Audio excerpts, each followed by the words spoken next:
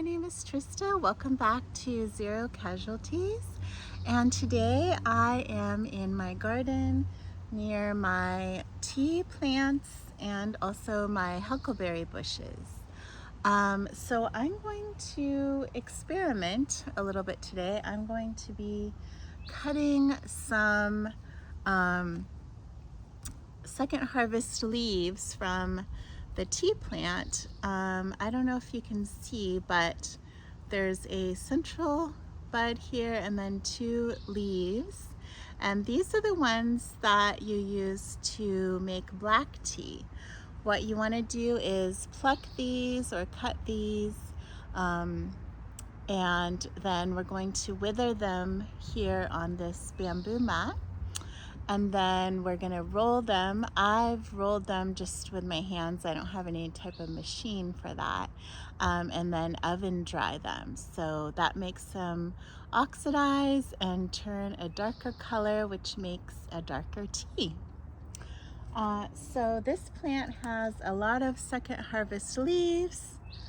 So I'm gonna be picking as many of these as I can today. And this is also after I pruned the bush. I took off the little tiny first leaves to make white tea, which is air dried only. You're supposed to dry it in the sun and then indoors a little bit. I mostly just dried mine indoors because it wasn't very sunny at the time. But these young second leaves are also wonderful. White tea tends to be a lighter flavor. I prefer the darker flavor, the black tea. Let me know what you prefer.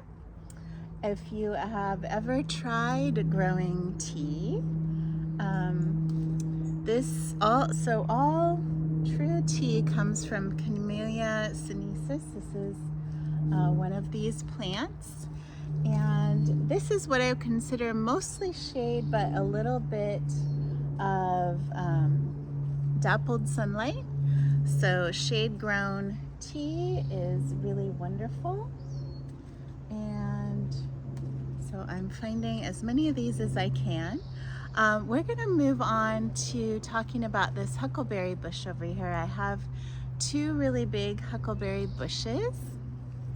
And they're also, again, one is a little more in full sunlight, but it's still kind of dappled sunlight. They need enough sunlight, of course, for the blossoms and the berries, but they tend to thrive in this dappled kind of area here. So I have never picked these for tea before, but I thought since there's all this new growth in the early spring, I trimmed these up a bit. So they have a lot of new growth, and I heard that you can use the leaves for tea. So I'm gonna try air drying some and see how that goes. I might also use my dehydrator. So I'm just gonna pick just the young leaves here. I don't know if you can see. But just these kind of rosy colored green ones here up at the top. I'm gonna get quite a few, and this is an experiment. I've never done this before, and I don't know if you can see, but there are already berries forming on here, so I don't want to disturb that. There's berries forming. There's still a few little blossoms as well. So I just want to get the leaves, and it looks like we'll have another great crop of huckleberries. I don't know if you've ever tasted huckleberries, but they're just really delightful. They're more tart than a blueberry, but I really love that.